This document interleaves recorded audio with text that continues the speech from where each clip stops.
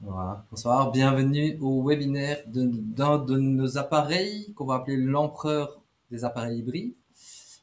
Donc on va parler du Sony A1. Et donc on est très content aussi de vous la présenter et on est aussi très content de vous la présenter avec notre ambassadeur Sony, Marc Aladef, qui a eu l'occasion de partager du temps et qui a aussi l'occasion de l'avoir sur lui. Bonsoir Marc, comment tu vas? Bonsoir, ça va très bien, merci. Euh, voilà. Donc, aujourd'hui, je voulais non pas vous raconter, comme d'habitude, je dirais tous les bénéfices du A1, parce que je crois que tout le monde a déjà vu de très nombreuses vidéos là-dessus, mais plutôt vous expliquer comment le configurer au mieux, puisque le nombre de réglages est encore plus élevé que sur un A7S3 ou sur un A7R4, donc il y a pas mal de réglages spécifiques. Donc même pour ceux qui ont l'habitude, ça vaut la peine de repasser à travers certaines options pour le configurer au mieux. Donc voilà le but d'aujourd'hui. Ok. Est-ce que vous voyez mon écran? Je ne sais pas. Simon? Oui, oui. On voit mon écran, c'est Oh. bon? Ok, parfait alors. Je vais commencer.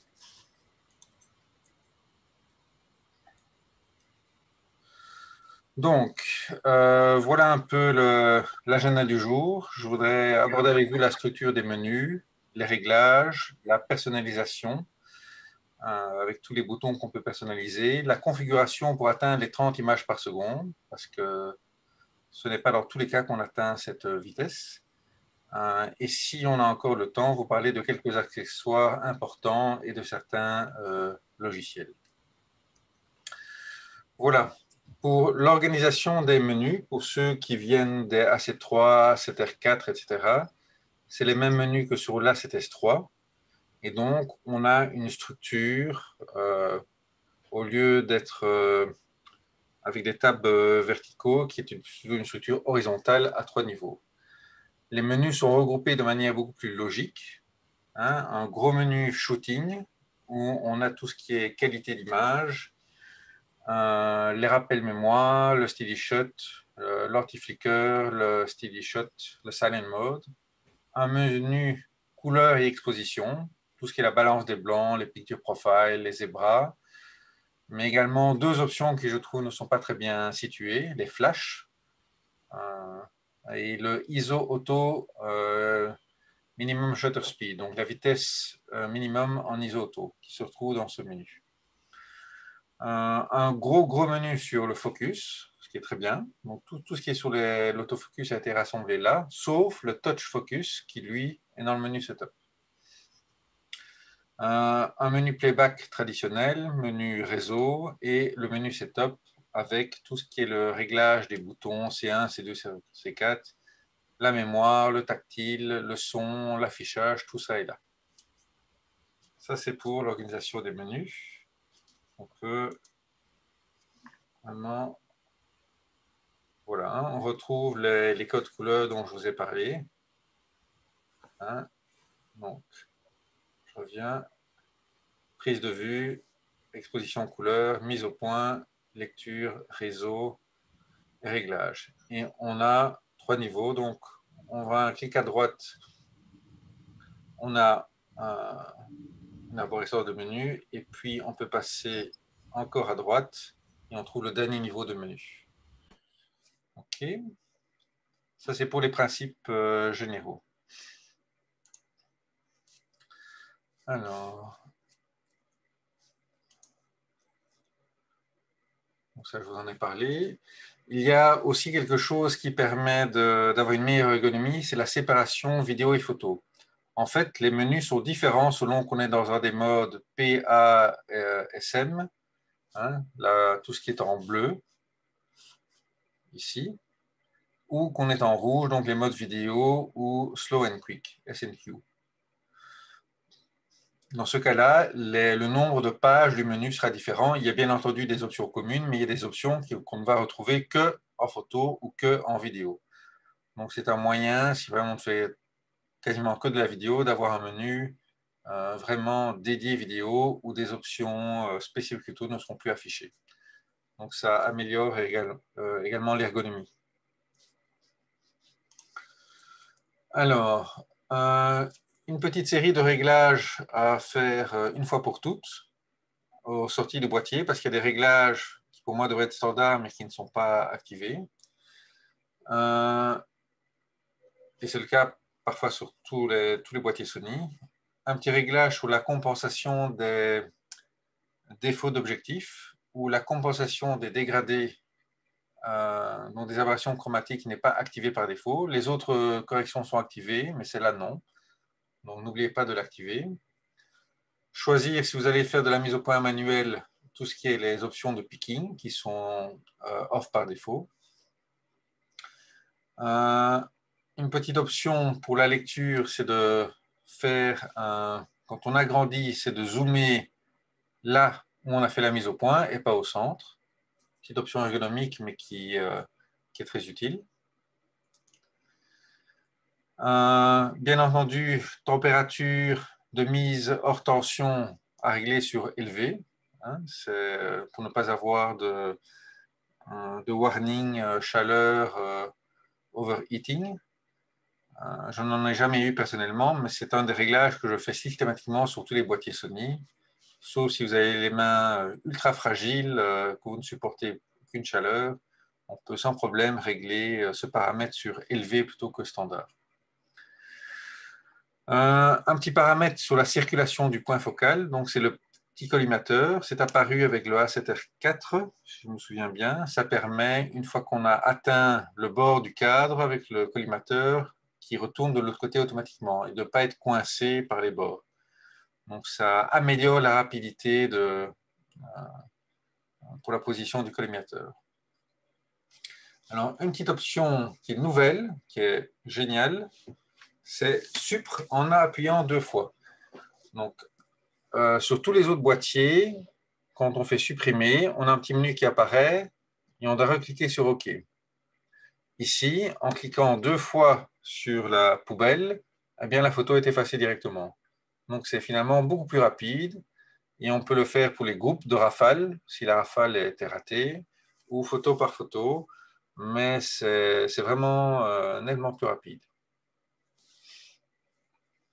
Alors, une option qui est apparue également avec le A7S3, c'est l'affichage du cadre de mise au point. C'est dans le menu 36, dans Lecture. Donc, à la visualisation des photos, il peut afficher l'endroit où la mise au point a été faite. C'est pratique si on veut vérifier si la mise au point a bien été faite au bon endroit, sans nécessairement regarder en zoomant, en détaillant chaque image. Si on a une hésitation, on peut vérifier. Marc, est-ce que c'est la première fois? C'est le premier appareil qui sait faire ça? Le A7S3 sait faire aussi l'affichage du cadre de mise au point. Peut-être que la 7C, ça je ne sais pas, mais en tout cas pas le A7R4, pas tout ce qui est avant. Vraiment la nouvelle génération. Ouais. Je vais, 7C, il faudrait que je vérifie. ouais, je vais une fois aussi vérifier sur la A7C parce que c'est la première fois que je l'entends et je le vois aussi. Ok, mais c'est vraiment pratique. Je dirais, pour les portraits, comme il est excellent à la mise au point, c'est quasiment certain qu'il fait toujours la mise au point, mais parfois en paysage ou autre, ou si on a dû faire une rafale très rapide, ça vaut la peine de vérifier. Alors, une petite fonctionnalité à activer également, c'est le suivi tactile. Parfois, c'est quand même bien pratique dans certains cas de figure, quand on est dans des espaces exigus ou en vidéo, qu'en appuyant sur un endroit de l'écran, par défaut, il va faire la mise au point uniquement, mais il ne va pas faire passer en mode tracking. Donc, en activant l'option suivi tactile, il fait la mise au point et il commence le suivi, le real-time AF tracking. Donc, c'est une option, je dirais, à activer. Okay. Ouais. Marc, je peux demander quelque chose à notre public. Est-ce que notre public présent ce soir, est-ce que vous avez un A1? Est-ce que vous êtes propriétaire d'un A1? C'est juste pour un peu voir. Oui, Xavier dit oui. Jean-Moïse aussi. Ah, ok, ok. Véronique qui dit j'ai décommandé, il n'arrive pas. On s'en occupe, Véronique, mais c'est un problème mondialement, mais on essaye de vraiment regrouper ça pour la Belgique pour l'instant. Ok, donc on a quand même un petit public propriétaire d'un A1. Ok, ben top. Mais Voilà. n'hésitez pas si vous avez des questions. Voilà, la vidéo va peut-être un peu vite, mais il y aura le replay, ce qui permettra, quand vous aurez votre A1, de la rejouer petit à petit. Absolument, absolument. Et tout le monde qui s'est inscrit reçoit automatiquement un mail demain avec l'enregistrement. Euh, un petit réglage qui est apparu à partir des troisième, quatrième, non, quatrième génération, principalement, c'est pouvoir régler le nom des fichiers vidéo. Donc, sous les précédentes générations, chaque fois qu'on reformatait la carte, on repartait à 1. Ici, en vidéo, comme en photo d'ailleurs, il peut incrémenter depuis le début et ne jamais perdre son compte. Alors, un petit truc, comme moi j'ai plusieurs boîtiers, que quand je rentre, je décharge toute une série de cartes mémoire. J'aime bien, en tout cas, savoir avec quel boîtier ça a été pris rapidement, ce qui me permet, sans regarder la taille, de voir c'était pris avec quel appareil. Et donc, j'ai préfixé chacun des titres. Je n'ai pas laissé le DSC traditionnel. J'ai mis mes initiales, MA, marqué la def, Mhm. précédé du modèle. Donc, j'ai mis 7 MA pour mon 7R4. J'ai mis 6 MA pour mon Alpha 6600. Et j'ai mis 1 MA pour mon Alpha One. Donc, c'est un petit truc, mais quand vous avez plusieurs boîtiers, c'est pratique. Et si vous avez deux Alpha One, eh bien, vous pouvez l'appeler comme vous voulez, hein, A1, A2, etc. Mais ça vous permet de savoir finalement de quel boîtier ça vient. Okay. Il y a également pour les vidéos, ça je trouve très pratique, que le nom de fichier comprenne le titre et la date. Donc ça, c'est un réglage que j'ai fait. Alors, la fonction anti-poussière, enfin, comme sur le A9.2, mais qui n'existe pas sur la A7S3, ça permet de fermer l'obturateur au changement d'objectif, ce qui permet d'avoir un capteur beaucoup moins poussiéreux. Attention, l'obturateur est quand même très fragile, donc ne pas le laisser à l'air libre, ne surtout pas l'exposer au soleil parce que ces lames du diaphragme sont extrêmement fragiles. Et vérifiez quand même quand vous mettez l'objectif que l'arrière de l'objectif n'a pas de poussière. Moi, je donne toujours un petit coup de soufflette à l'arrière de l'objectif parce qu'une fois que l'objectif est mis, s'il y avait des poussières sous l'arrière de l'objectif, elles iront quand même sur le capteur, quoi. Et là, elles resteront bien enfermées derrière l'obturateur, quoi. Donc, vérifiez toujours quand vous changez d'objectif. C'est très bien pour avoir beaucoup moins de poussière, mais vérifiez l'arrière de l'objectif. Un petit instant, ici. Ouais. Alors, le viseur, il y a pas mal de réglages. Vous savez que c'est un viseur assez extraordinaire, 9,44 millions de pixels. Donc, c'est l'équivalent de 2048 x 1536 pixels, hein, sur les trois couleurs. Le grossissement est énorme, donc c'est vraiment c'est mieux que je dirais un viseur optique, très très confortable. Pour certains, ce sera même trop grand, et donc il y a une option grossissement viseur zoom arrière pour le rendre plus petit. Pour ceux qui sont habitués à des viseurs plus petits, qui sont perdus tellement c'est grand, il y a une petite option pour le rendre plus petit. À part ça, il y a deux, je dirais, il y a deux paramètres principaux. La vitesse de défilement du viseur, qui peut être standard, élevé ou très élevé. Donc, c'est du 60 images par seconde, 120 ou 240. Les vitesses élevées et très élevées, c'est vraiment quand on fait de la rafale ou de la rafale à 30 images par seconde, donc vraiment pour du sportif. Dans ce cas-là, la qualité d'affichage sera sur standard. Okay. Et si on va en très élevé, on sera d'office en zoom arrière. En fait, pour atteindre ces fréquences de rafraîchissement, il ne peut pas le faire sur toute la surface et avec la même qualité. Si on fait du portrait, de la photo de rue standard et de temps en temps de la rafale, alors autant opter pour une vitesse de défilement standard, 60 images par seconde, comme sur les générations actuelles. Mais alors, on a une qualité d'affichage dans le viseur qui est vraiment extraordinaire. J'ai vraiment testé à fond. Et par exemple, en standard, vitesse élevée, 120 images par seconde, on a parfois des petits effets de moiré sur certaines textures, comme on avait avant. Mais en 60 images par seconde, qualité élevée, là, on n'a plus du tout ces effets. C'est extrêmement naturel comme image, quoi. Donc, à vous de voir dans quelle configuration vous êtes, sportif, pas sportif, pour choisir la bonne combinaison. Moi, je reste dans la plupart du temps en standard, vitesse, qualité d'affichage élevée. Donc ça, c'est le viseur dont je vous ai parlé. Donc par rapport au A7 III, on passe de 2,4 millions de pixels à 9,4. C'est énorme. Le A7R4 était déjà très bien, mais le A7S III et le A1, c'est une autre dimension. Alors, les réglages vidéo, c'est un peu comme sur le A7S III, c'est énorme. Hein. Donc, on a en plus, par rapport à A7S III, on a la Weka. Quand on a le préfixe HS, ça veut dire que c'est encodé en HEVC, donc H265.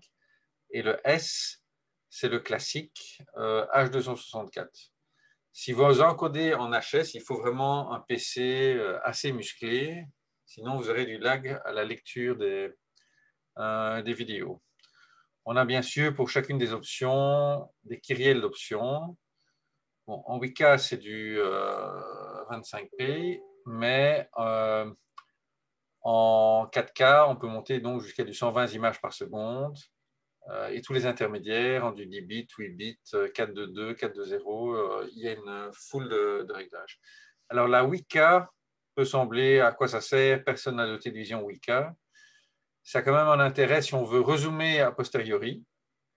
Et également, du 8K qui est réencodé en 4K, on aura une image nettement plus précise finalement que de la 4K. Donc on gagne vraiment quelque chose. Maintenant, tous mes tests d'objectifs, je les fais, en tout cas ceux qui sont faits pour la vidéo sont faits en 8K et je les down sample en 4K à la fin. Mais on trouve une finesse qu'on n'a pas si on fait de la pure 4K. Donc c'est vraiment une option finalement intéressante, pas pour la Weka pure, mais pour repasser sur de la 4K en fichier d'export. On a également quelque chose qu'on retrouve dans les caméras Venice professionnelles, etc., qui est le Picture Profile numéro 11, le Cinetone, qui a également été mis maintenant sous la A7S III, qui est un profil cinéma qui nécessite très peu de color grading, qui est vraiment quelque chose de très agréable. Mise à jour, on fera ça plus tard. Voilà. Un petit truc qui est aussi pas mal, c'est pour les réglages vidéo. C'est dans le menu 16, affichage évident pendant l'enregistrement. Ça affiche un petit cadre rouge pendant qu'on enregistre. Donc, quand on enregistre traditionnellement, il y a juste le petit rec, mais par temps de grand soleil ou quand c'est assez chargé, c'est parfois difficile de voir si on a vraiment commencé l'enregistrement. Avec cette option-là, on a vraiment un cadre rouge qui apparaît et on est sûr qu'on enregistre. C'est un petit plus. OK. Alors, pour ceux qui veulent utiliser la fonction zoom avec les focales fixes, ne pas oublier de mettre l'option zoom image claire, uniquement accessible alors en vidéo. mais qui permettra de faire un zoom numérique sans perte de qualité, puisqu'on zoomera sur le capteur grâce à cette option. L'autofocus. Je ne vais pas vous refaire un cours sur l'autofocus, on a fait 2 fois 1 heure. Juste quelques particularités. Ouais, mais je vais vite répéter pour les gens. Donc, si vous voulez revoir ces webinaires, vous pouvez les retrouver sur la page Facebook vidéo, dans la section vidéo, et là, vous pouvez revoir le webinaire qu'on a fait avec Marc sur l'autofocus. 2 sessions, et 2 belles sessions en plus. Oui. Donc, il y a les nouvelles particularités, c'est notamment qu'il y a l'autofocus sur les yeux des animaux, pardon, des oiseaux, qu'on trouve en plus des animaux et des humains. Qu'est-ce qu'il y avait d'autre de spécial? Non, on verra ça plus tard. Comme sur le 7R4 et d'autres, on peut enlever toute une série de modes. Donc, en fonction de votre usage, certains modes sont plus utiles que d'autres. Moi, personnellement, je n'en garde que 3 principaux en mode tracking. La zone large qui prend tout le collimateur où je laisse l'appareil décider. Quand c'est un seul sujet vraiment sur un fond uni, qui n'a aucune hésitation, ou quand il y a des sujets qui sont imprévisibles, ou je prends soit un flexible spot small ou large en fonction de la situation. Et tous les autres modes, je les ai enlevés et donc j'ai une ergonomie qui est quand même nettement plus pratique puisque au lieu de devoir basculer à travers presque 14 options, j'en ai plus que 3 finalement. Donc ça c'est très pratique. Alors une option qu'on trouvait sur le A9 et qu'on trouve sur le A1 mais qu'on ne trouvait pas sur les autres, c'est l'affichage chrono pendant la prise de vue. On s'explique. Les A9 et A1 font 20 images par seconde, 30 images par seconde, entièrement en silencieux, la plupart du temps. Et donc, on ne sait pas très bien si on est en train de shooter ou pas, parce qu'il n'y a pas de blackout. Sur le A7R4, on peut être en silencieux, A7III, mais il y a un blackout. Donc, on voit qu'on est en train de faire la rafale. Avec le A1, on n'a vraiment aucun blackout. Donc, cette option affiche finalement 4 petits points, un dans chaque coin, des points bleus qui clignotent quand on fait la rafale. Et donc, ça indique que la rafale est en cours. Donc ça, c'est vraiment très pratique. Sinon, on a vraiment du mal, à moins de mettre le bruit électronique en continu, de savoir que effectivement la rafale est en cours. Donc, petite option très pratique. Alors, une option assez inédite, sur le A1, donc, il y a 4 niveaux de rafale au lieu de 3 sur les autres. Il y a low, medium, high, et enfin, il y avait ça aussi sur les autres, mais en termes, il y a une molette dédiée pour la rafale, donc, et on peut régler, en tout cas, la vitesse du low, du medium et du high. Le high plus est toujours 30 images par seconde en électronique, c'est 10 en mécanique, mais on peut régler, au lieu d'avoir, moi j'ai réglé 5, 10, 20, mais on pourrait très bien faire 10, 15, 20. Donc on peut vraiment régler à quoi correspond chacune des vitesses de rafale. Donc c'est un petit raffinement. Si vous voulez quelque chose de très très progressif ou quelque chose qui couvre vraiment une plus grande plage en termes de vitesse. Marc, est-ce que je peux te demander une question sur la rafale et des objectifs? Je pense que pas tous les objectifs arrivent à atteindre la Après, rafale. j'ai une slide pour ça Ah, ok, parfait. après.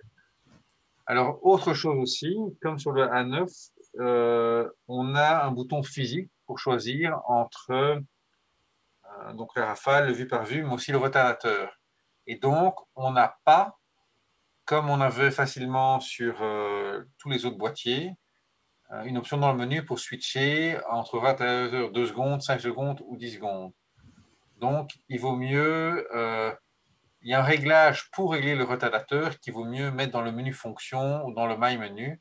parce que ce n'est pas quelque chose qu'on peut atteindre facilement sur le A1, puisque le bouton gauche qui traditionnellement servait à ça, ici, on s'en sert à autre chose, et la molette qu'il y a au-dessus du boîtier. Attendez, on va se remettre ici. La molette qui est ici est une molette physique et n'a pas donc tous les réglages qu'on pouvait faire sur le bouton. Donc, pour les aspects rotateurs, moi je l'utilise beaucoup parce que je fais du trépied, etc. C'est quand même, parfois, on veut changer entre 2 secondes, 5 secondes ou 10 secondes. C'est un petit réglage à savoir. Les 2 premiers jours, je me suis demandé comment on le fait. J'ai dû rechercher dans les menus pour trouver. Et le son du Raphaël, il est assez fort ou? Bah, si on est en silencieux, il n'y a Ouais. rien. Il y a rien. Donc. Donc, même si on met l'obturateur mécanique, le son est extrêmement doux. C'est l'obturateur le plus doux qu'ait fait Sony en termes de bruit, en tout cas. Alors, un petit réglage spécial en mode silencieux. Donc, le mode silencieux, ce n'est pas l'obturateur électronique. Donc, il y a l'obturateur électronique mécanique. En obturateur électronique, il peut être silencieux ou non silencieux. S'il est en non silencieux, il va émettre un petit bip électronique. Et c'est quelque chose parfois d'utile si vous faites des photos avec un modèle, parce que le modèle a besoin d'entendre que la photo a été prise pour changer de pose, etc. Attendez, je vais revenir ici. Donc, ça, c'est quelque chose qu'on peut parfois garder justement pour quand on travaille avec un modèle.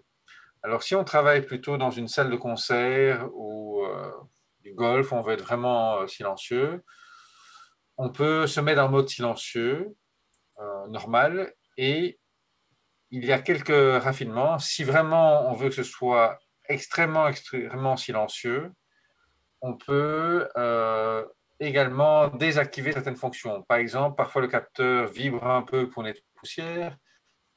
Il y a le capteur qui se met en place si on a activé que l'obturateur cache le capteur au changement d'objectif. Toutes ces fonctions-là font des micro-bruits qu'on peut également désactiver si on veut vraiment qu'il soit complètement silencieux, y compris quand on ouvre et qu'on ferme le boîtier. Donc, il y a des petits raffinements qui sont disponibles dans ce sous-menu pour ceux qui voudraient avoir vraiment un appareil vraiment entièrement silencieux, même à l'allumage et à l'extinction. Alors, les réglages anti-scintillement, donc flicker, atteignent un niveau de raffinement assez inouï ici. Donc vraiment, ça marche dans tous les cas. Là où le A9, parfois, de temps en temps, il y avait des soucis. Ici, vraiment, on n'a vraiment plus aucun souci. Et si jamais vous êtes vraiment dans un environnement ultra compliqué avec des LED, des lumières, des tubes TL, vraiment de tout dans tous les sens, qu'il y aurait encore un phénomène de banding que je n'ai jamais rencontré personnellement, il y a moyen d'utiliser ce qu'on appelle l'obturateur variable. Alors là, il faut se mettre en mode S, pas en mode A, mais on peut choisir des vitesses complètement farfelues pour vraiment trouver une fréquence qui ne correspond pas à une fréquence des lampes présentes. Donc 50,6, donc 1 50,6e de seconde ou un 8064,5 de seconde. Donc on peut vraiment mettre n'importe quelle valeur pour essayer de trouver quelque chose qui n'est pas influencé par l'environnement des lumières dans lequel vous devez faire la prise de vue. Mais personnellement, avec le réglage de base, je n'ai même jamais eu besoin de ça, mais au cas où, si vous êtes dans des salles de sport avec des vieux éclairages, voilà, c'est qui peut être utilisé. Je vous laisserai lire avec une pause sur le replay le comparatif des deux modes. En ergonomie, on retrouve comme sur la CTS3 menu tactile. Je n'utilise pas beaucoup, je préfère souvent la molette. Par contre, pour la visualisation des photos, pour passer d'une photo à l'autre, zoomer comme sur un smartphone, c'est assez pratique quand même. Tu peux aussi supprimer des photos comme ça? Non, ça reste le bouton, le double press. Ça arrête le double press pour supprimer photo, il me semble. Ouais. Ouais. On n'a pas encore ce raffinement-là. Alors, la grosse partie de la présentation, c'est la personnalisation du A1. Je dirais, j'ai catégorisé, il y a 6 niveaux, je dirais, de personnalisation. Je commencerai par tout ce qui est rappel personnel maintien en français, qui est recall en anglais, qui permet, en restant appuyé sur un bouton, de changer complètement de configuration jusqu'à ce qu'on lâche le bouton. Ce qui permet, par exemple, si on est en mode vue par vue, de passer avec un appui sur un bouton automatiquement en mode rafale. Et donc ça, c'est quelque chose que j'avais mis sur la Aster 4, mais je n'avais utilisé que un réglage. Ici, je vous expliquerai pourquoi 2 réglages sont nécessaires. Je passerai en revue également tout ce qui est les boutons perso, donc tous les réglages des C1, C2, C3, C4, le menu FN, le My Menu, le fait qu'on a des réglages différents en photo et vidéo et l'utilisation des mémoires 1, 2, 3. Donc, voilà. Donc, j'ai passé le temps à essayer de tout configurer, de ce qui est immédiat à ce qui est qu'on utilise un peu moins souvent, mais quand même sans aller dans tous les menus. Donc, allons-y. Alors, de nouveau, la molette que je vous ai montrée permet de changer entre le vue par vue et la rafale. Mais donc, il y a un petit problème. Si on est en mode vue par vue et qu'on veut vite faire de la rafale, il n'y a pas moyen sans devoir tourner le bouton. Même chose, on est en train de faire des rafales et puis il y a un objet qu'on veut prendre calme, il ne bouge pas. Et donc là, très souvent, on va prendre une dizaine de photos parce qu'on est déjà en rafale. Donc, on doit pouvoir rapidement passer d'un mode à l'autre. Donc, si on est en mode rafale physiquement sur la molette, appuyer sur un bouton pour repasser en mode vue par vue et vice-versa. Si on est en mode vue par vue et qu'on veut faire de la rafale rapidement, c'est appuyer sur un bouton pour pouvoir changer immédiatement, sans devoir prendre la molette, appuyer sur le bouton, etc. Parce que là, on perd déjà 2 secondes. Donc pour ça, on utilisera des 3 disponibles, 2 rappels personnalisés de réglage par maintien. Un Recall Custom Hold en anglais, qui je trouve est beaucoup plus compréhensible. Donc, si on est en entraînement vue par vue, le rappel 1 pour moi fera la rafale, et si on est en rafale, fera une photo unique. Donc pour ça, voilà un peu les réglages que j'ai programmés. Moi, je travaille en priorité ouverture la plupart du temps, et donc je me suis mis en rafale high sur le Recall Custom Hold 1 avec une vitesse minimum de 1 millième en AFC zone large, parce qu'a priori, si c'est une rafale soudaine, je ne sais pas où sera le collimateur, donc je fais confiance à l'appareil, je me mets en zone large. Par contre, je suis en rafale, je veux passer en mode vue par vue, je n'ai pas besoin en général de 1 millième, je remets sur un 250e pour avoir une image qui est vraiment tout le capteur de 50 millions de pixels, toujours en AFC, mais a priori en Flexible Spot Small, puisque si c'est du vue par vue, j'ai le temps de mettre mon collimateur, choisir son endroit.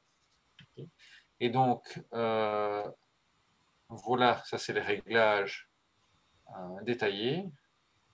C'est exactement la même chose, mais la vue dans les menus. Et passons maintenant à la personnalisation des boutons.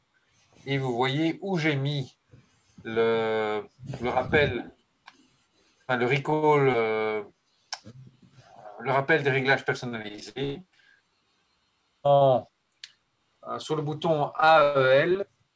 Et là, j'ai fait une erreur dans mes slides. En fait, sur le bouton AEL, j'ai mis le mode rafale.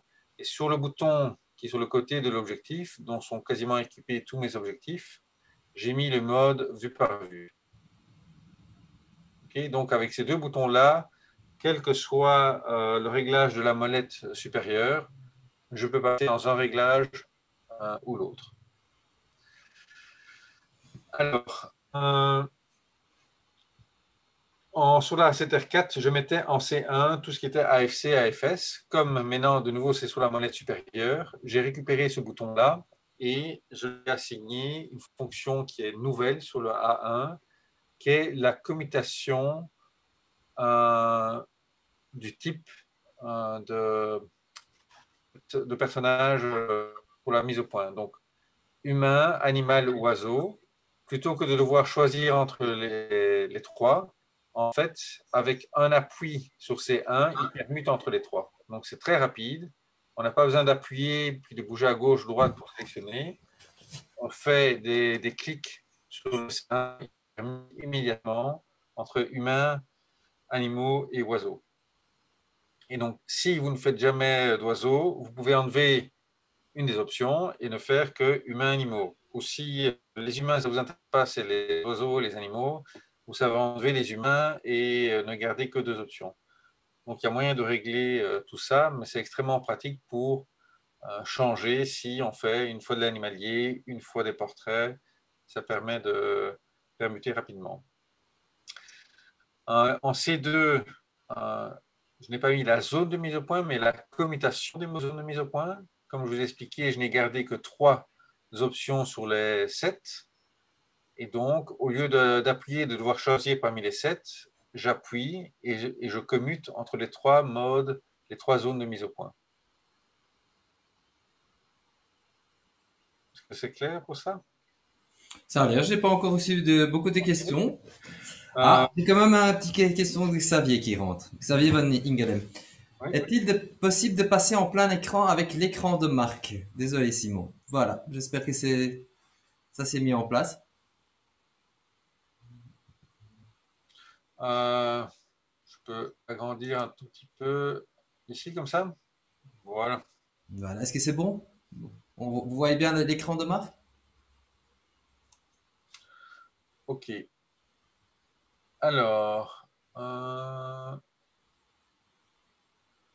dans les autres boutons que j'ai personnalisés, je regarde des choses importantes. J'ai toujours le ISO auto vitesse d'obturation minimum que je mets en général moi sur AF on parce que je change régulièrement de ce paramètre en fonction de la situation.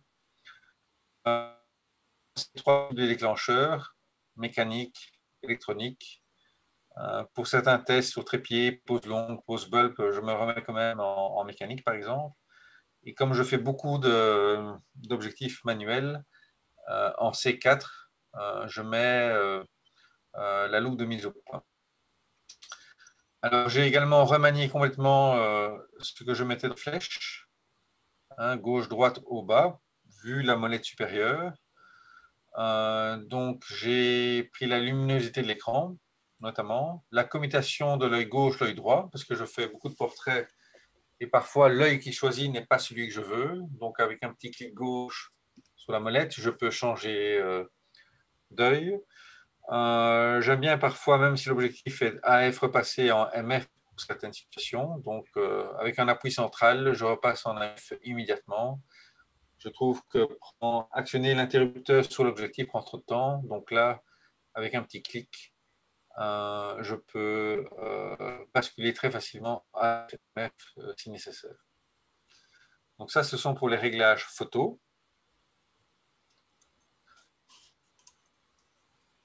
Alors, en vidéo, il y a également des choses qui n'ont plus de sens.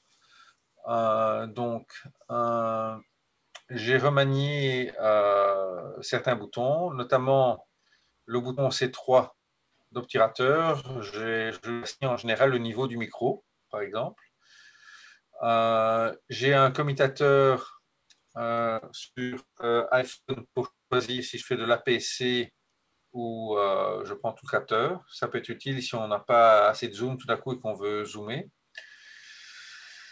La vitesse de transition que j'ai mis en AEL, Donc, si on veut des transitions très douces, très lentes ou quelque chose de plus rapide pour de l'action, ça dépend du rendu que vous voulez avoir. Et puis, par exemple, quelque chose qui est apparu avec le A1, on peut maintenant avoir le zoom arrière et le zoom avant sur touches différentes. Et donc, j'ai mis flèche gauche pour avoir un zoom arrière, flèche droite pour avoir un zoom avant, avec la fonction zoom image claire. Donc, ça permet de zoomer sur le capteur, de rester en 4K, mais si on a une focale fixe, de faire un petit zoom progressif en vidéo, c'est parfois utile. Et dans la touche bas, le profil d'image, donc pour pouvoir switcher en PP11 si nécessaire ou S-Log en fonction de ce que je veux faire. OK. Alors, il y a également un menu de personnalisation pour la lecture. Là, quelque chose d'assez pratique. J'ai assigné en C1 la sélection de la carte mémoire pour pouvoir basculer de l'une à l'autre facilement. Une fonctionnalité qu'on retrouve sur les A92. Excusez-moi. Téléphone ici. Sous la 9.2, c'est le maintien mémo vocal. Donc, si on veut enregistrer, tiens, j'étais là ou voilà, c'était telle personne, on peut enregistrer un tout petit peu d'audio qui sera attaché à la photo. Ça ne marche que pour les photos et pas pour la vidéo. Mais donc, ça permet, souvent utilisé pour tout ce qui est les reporters, etc., de laisser une note vocale. Et donc, quand on revient, on a un petit fichier audio attaché à la photo qui permet de se souvenir de qui on a photographié, par exemple. Okay, donc ça, c'était la personnalisation pour la lecture. Marc, j'ai une question de Gérald. Oui. Quels sont les meilleurs réglages pour prendre des clichés d'oiseaux en vol avec la 1, le 200-600 et le TC 1.4? Ben, je dirais que ça dépend si l'oiseau est seul en vol, donc il n'est pas dans les branchages, donc je mettrais du large, quoi. Une simple zone large. Bon. Et après, est-ce qu'on veut faire de la rafale ou pas, ça en fonction. De toute façon, il fonctionne, je crois, jusqu'à F22, donc on peut même passer avec du PC2, être à F13, là, il va fonctionner parfaitement. Okay. Évidemment, si c'est à la tombée la nuit, à F13, c'est plus difficile, hein, mais a priori, en zone large, AFC, tracking, ça suit sans souci, quoi. Et puis, évidemment, détection des yeux des oiseaux. OK. Ok, je pense que ça a répondu à la question.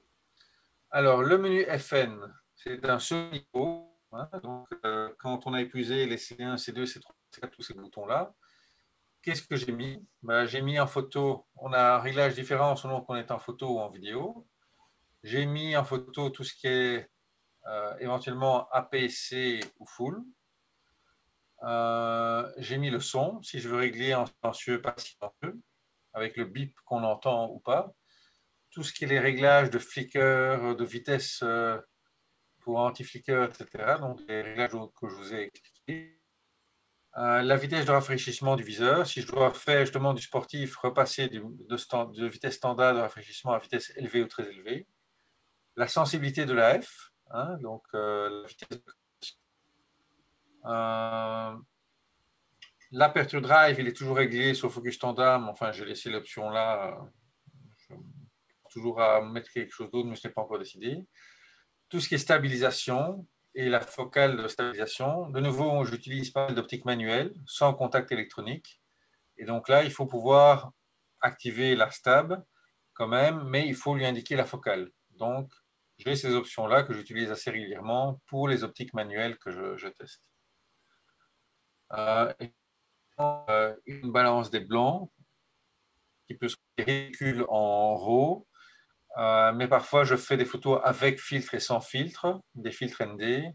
Et donc là, j'aime bien fixer une balance des blancs. Comme ça, sur deux photos, je n'ai pas le auto qui a changé de balance des blancs. Je sais la photo avec filtre et sans filtre. Elle a été faite avec la même balance des blancs. En vidéo, j'ai d'autres réglages. Par exemple, les réglages du frame par seconde pour tout ce qui est SNQ. Le mode des héros, puisque le mode des héros, même s'il est inutile en photo, il peut quand même déboucher les ombres de manière utile en vidéo. Tout ce qui est picking, sensibilité à F, les vitesses de transition, le mode stab, puisque là, en tout cas en 4K, on a le mode actif, qui est, enfin, il y a 3 niveaux, et donc il y a un niveau supplémentaire qui est réglable avec cette option-là, et les zébras. Sachant que tout ce qui est les modes Picture Profile, là, je l'ai mis en bouton direct, donc je n'ai pas besoin de le mettre dans ce menu FN. Alors, comme il y a encore beaucoup d'options, j'ai réglé le My Menu, hein, donc le Mon Menu. Il y a 5 niveaux de menu personnalisés. Qu'est-ce que j'ai fait? Dans le premier menu, j'ai mis les réglages de la qualité d'image. Hein, si je veux passer en RAW, JPEG, ou quand je suis en vidéo, bah, c'est 8K, 4K, etc. Formater, une option que je fais régulièrement. Quand je reviens, je dis 4 mois. Les réglages de tous les touches, si je veux rechanger ma config. Et tout ce qui est grossissement du viseur, luminosité du viseur. Le menu 2, j'ai mis plein d'options vidéo. Le menu 3, j'ai mis tout ce qui était retardateur, support d'enregistrement. En 4, j'ai mis tout ce qui était tactile, son. J'ai remis les profils d'image si je veux commencer à aller dans les détails. Et dans le menu 5, plutôt des réglages réseau, l'intervolomètre, le pixel shift. Bon, ça, il faut le mettre en fonction de ce que vous utilisez, en fonction de la logique qui vous est propre, mais c'est un troisième niveau. Après les boutons, après le menu FN, il y a ce My Menu. Et après, bien entendu, tout ce qui est les rappels de réglage personnel de mise au point, dont on a discuté. Il reste encore 2 options. On peut en fait dire quels sont les réglages qui sont différents photo et vidéo. Comme ça, si on passe régulièrement du mode photo en vidéo, il ne reprend pas les réglages qu'on vient de faire en photo, il les en vidéo. Typiquement, le profil d'image, je suis en PP0 en photo, mais quand je me mets en vidéo, je peux avoir laissé par exemple le PP11. Même chose, en général, la vitesse d'obturateur, si je tourne en 8K, un 25e, je voudrais un 50e, je dirais en vidéo, mais pas en photo. On peut choisir les options qu'on veut garder différents et qui ne gardent pas quand on passe d'un mode à l'autre. Donc voilà. Il reste les mémoires que j'utilise aussi pour avoir un set de fonctions préréglées. Et là, c'est en fonction de votre utilisation. J'ai fait un classique portrait, action, landscape, hein, PAL, c'est facile, hein, PAL NTSC à se remémorer. Et donc, j'ai mis dans la mémoire 1 toute une série de réglages pour le portrait. En mémoire 2 pour de l'action. Et en mémoire 3 pour du landscape, du paysage, de l'architecture, sous trépied, a priori, etc. Et donc, j'ai enregistré un set de paramètres prédéfinis. Et donc, si j'arrive quelque part, je peux directement me mettre dans une certaine configuration pour tout le boîtier sans devoir régler toutes les touches, la vitesse minimum, etc. Donc, voilà ce que j'ai mis pour du portrait. En général, je serai sur rafale lente ou en vue par vue, un 250e, avec auto, un flexible spot small, détection des yeux, qualité d'affichage élevée, vitesse du rafraîchissement du viseur standard. Donc ça, c'est vraiment le mode portrait. En mode action, là, je change, je me mets à 1 millième, je mets une rafale sur high, et plutôt je passe sur une zone de mise au point large, et je change la vitesse de rafraîchissement du viseur à élevé. Donc tout ça, simplement en passant de 1 à 2 au lieu de A, PASM, on a toute une série de settings qui sont là directement faits. En mode paysage, là je descends à 1 125e, hein, ou même plus lent. Je mets une ouverture à 5-6, qui est en général l'optimum alors que pour les précédents modes, là, je mets plutôt pleine ouverture, donc je les règle en général à 1,4. Okay. Et en paysage, je me mets en Flexible Spot Small pour choisir le point sur lequel je vais faire la mise au point à l'infini. Okay. Et je désactive l'œil pour si un passant, je m'en fous. Moi, ce qui m'intéresse, c'est l'architecture, le paysage. Et donc, ces réglages sont enregistrés dans les mémoires. Alors, les 30 images par seconde. Eh bien, il y a une série, il y a un petit lien qui vous est donné là, qui donne, en fait, et j'ai mis le tableau, la liste des optiques compatibles avec les images par seconde. La plupart des autres et toutes les optiques tierces de marque tierce seront limitées, elles, à 15 images par seconde. Vous voyez que la plupart des optiques récentes ont les 30 images par seconde. En fait, il faut les nouveaux moteurs qui sortent maintenant. Donc, même les nouveaux 24, 40 et 50 pour A7C permettent d'atteindre ça. L'optique du kit du A7C aussi, mais pas le 85 GM 1.4 qui est une optique beaucoup plus ancienne, par exemple. Donc, voilà la liste. L'autre point, pour atteindre les 30 images par seconde, il faut aller dans les menus mis au point pour que la priorité en AFC soit au déclenchement, alors que par défaut, elle est en mise en évidence qu'il y est. Donc là, la priorité va être de déclencher, d'atteindre les 30 images par seconde, plutôt que d'essayer absolument de faire la mise au point à tout prix. Donc c'est un petit réglage à faire pour une image, sinon on va peut-être être à 25, 26, 27, quelque chose comme ça. Alors, autre chose, si vous faites de la rafale, ben, il faut prendre absolument ces cartes CF Express A, c'est essentiel. La rafale se vide à une vitesse folle. Moi, je ne fais rarement du 30 images par seconde, je suis plutôt à du 10. Mais à 10 images par seconde, on peut shooter en continu. Le buffer n'est jamais plein. C'est la taille de la carte mémoire qui vous limite, quoi. Donc ça, c'est vraiment, elles sont chères, mais c'est vraiment un investissement essentiel pour le A1. Et puis, également, prendre un lecteur de carte CF Express A qui permet de décharger à 7 à 800 mégas par seconde les photos et les vidéos. J'ai essayé avec les branchements USB aussi. C'est censé atteindre le giga par seconde aussi. Mais en tout cas, sur Mac, il y a des problèmes parfois de connexion et donc c'est nettement plus pratique d'utiliser le lecteur de carte d'expérience. J'ai une question, Marc, j'ai une question de Philippe Stalins. La même analyse existe-t-elle pour les montures AV? Je pense qu'il voulait dire les montures A. Pour les montures A, Ouais. À propos des objectifs. qui sont ah oui, avec la L5, aucune n'atteindra les 30 images par seconde. Je ne sais pas si on sera à du 15 ou on sera peut-être plutôt à du 10. Il faut vérifier. Ça, je n'ai pas testé. Mais on doit trouver l'information quelque part sur le site de Sony. Sans doute. OK.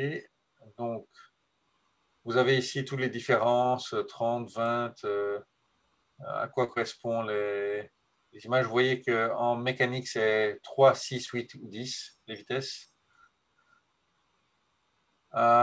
Vu le temps que ça prend de configurer, on peut sauvegarder tous les réglages, ce qui est très utile. Sur une carte, le mettre sur son disque dur, y compris les modes 1, 2, 3, on peut les mettre sur une carte mémoire et les sauvegarder. Si on a un nouvel objectif ou si on a un nouveau boîtier ou un boîtier de prêt, on peut remettre tous ces réglages en quelques secondes.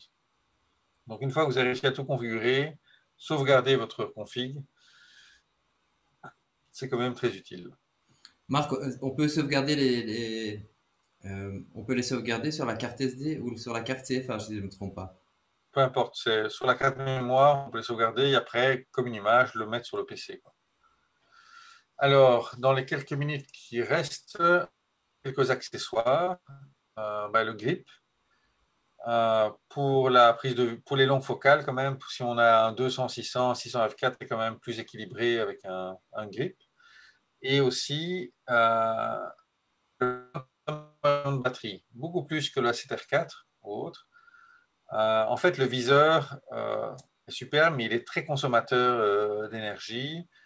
Il calcule 120 fois par seconde, ça consomme. Et donc, j'ai constaté quand même une baisse de presque 30% en termes d'autonomie par rapport à A7R4, quoi. Donc là, il vaut mieux avoir une seconde batterie. Pourquoi pas un grip pour ça, quoi.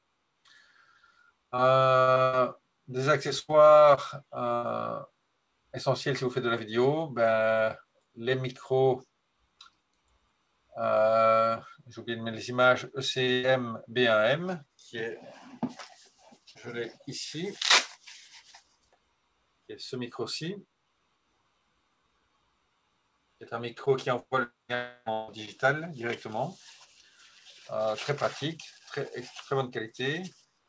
On a le pack, toute la console qui permet de brancher un micro shotgun. Pour ceux qui veulent faire de l'audio en professionnel. Il y a des cages pour monter des accessoires. Soulrig notamment a sorti une cage.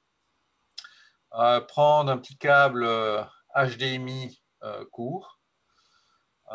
Et pour faire externe ou en moniteur externe, moi j'ai personnellement le Atomos Ninja. Donc, vous voyez ici en montage avec la cage de Smallrig. Ah oui, le micro monté. À gauche, c'est la version XLR.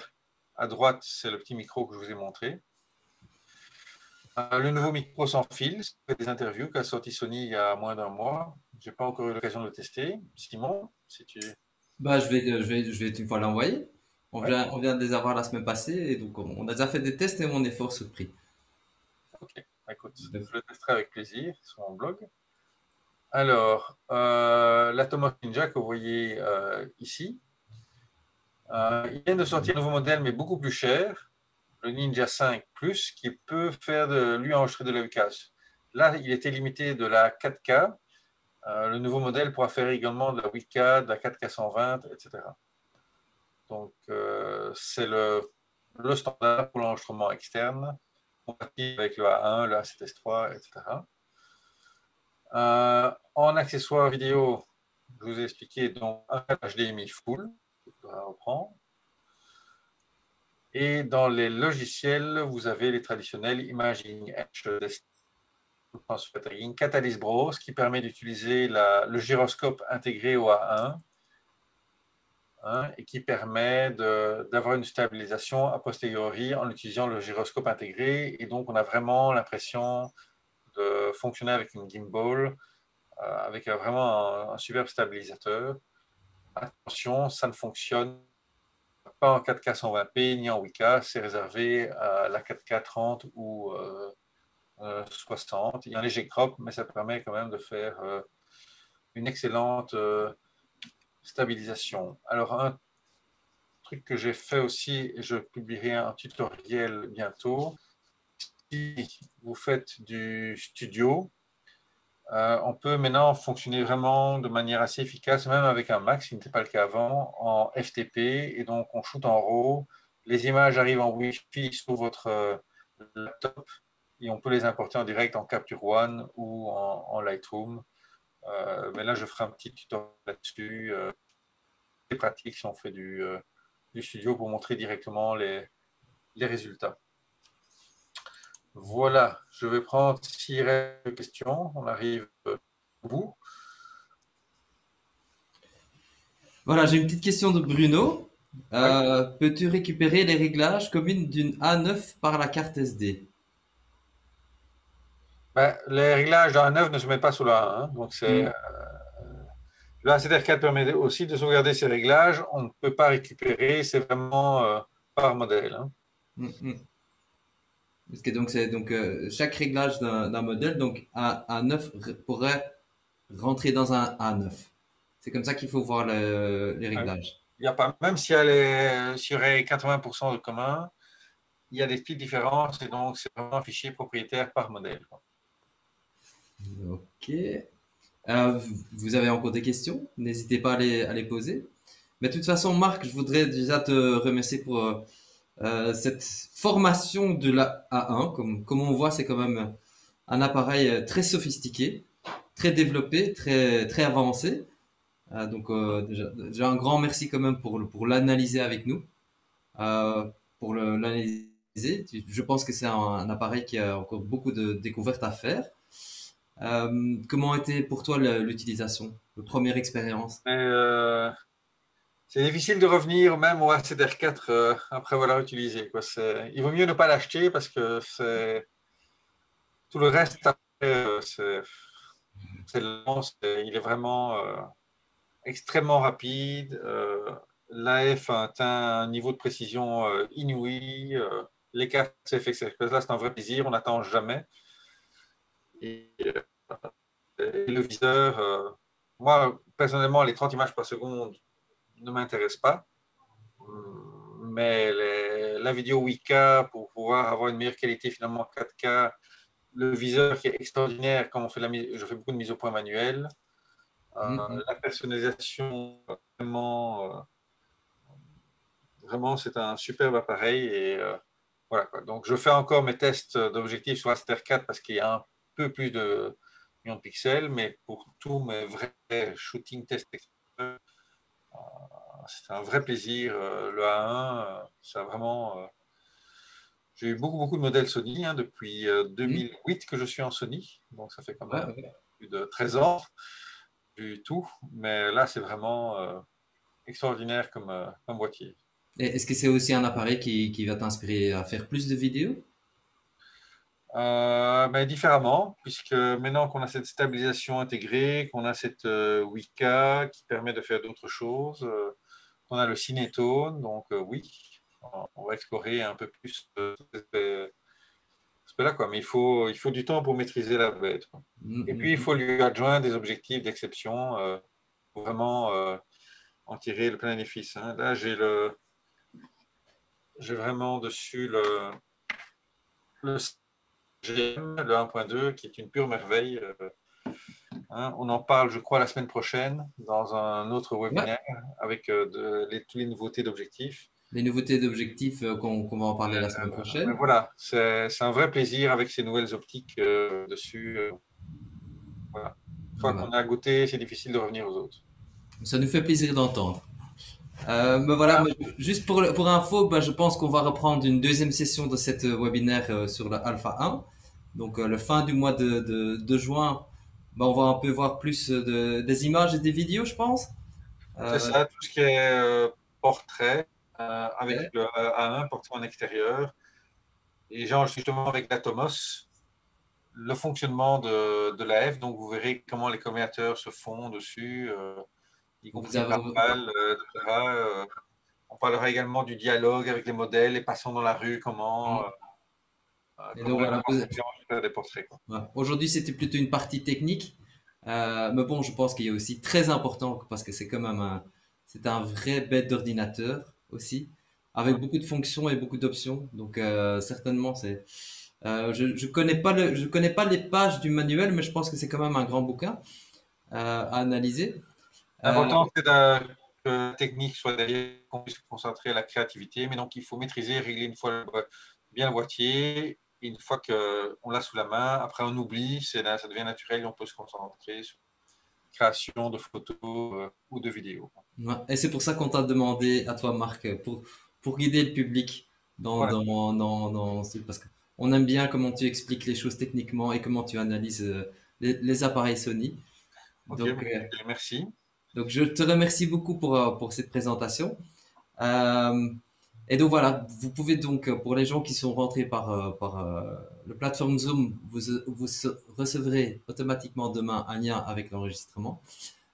Pour les gens qui le veulent encore voir mais qui ne sont pas inscrits par Zoom, vous pouvez toujours voir sur la page Facebook Sony Belgium. N'hésitez pas à regarder à nos pages Sony Alpha Universe événements parce qu'on vous présente quand même une série de webinaires sur différents objectifs, appareils et styles de photographe. Et ça pour les prochains mois encore à venir. Marc, je te remercie beaucoup. Merci beaucoup public et je vous souhaite une excellente soirée. Bonne soirée. À Bonne bientôt. Au revoir. soirée.